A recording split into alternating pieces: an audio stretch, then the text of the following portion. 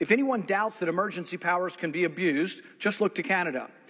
As Jean Healy of Cato Institute wrote, America's neighbor to the north offers a cautionary tale about the risks that broad emergency powers could be turned inward against political dissent. In early 2022, Canadian Prime Minister Justin Trudeau faced a mass protest against COVID-19 restrictions, in which Canadian truckers obstructed key border crossings and effectively shut down the capital city with their rigs.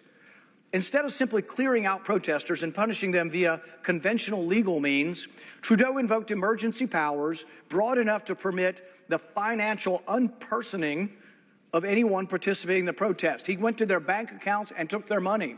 When people raised money voluntarily through crowdfunding to help these truckers, he stole that money as well through martial rule. Without any rule of law, he took the money.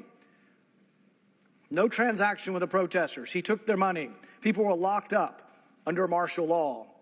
Canada's 1988 Emergencies Act gave the Trudeau government staggering powers to subject individual protesters to debanking without due process.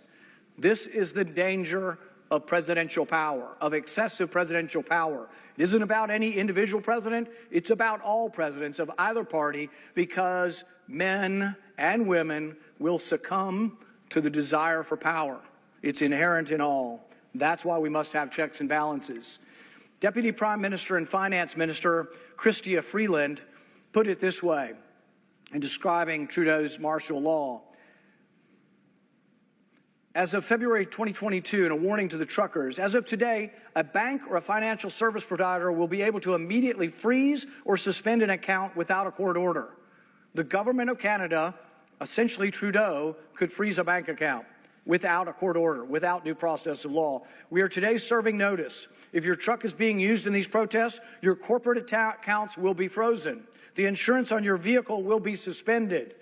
Send your trailers home.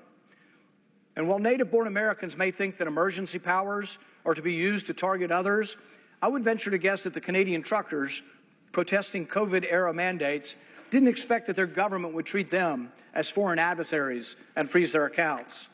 If it can happen in Canada, it can happen in the U.S.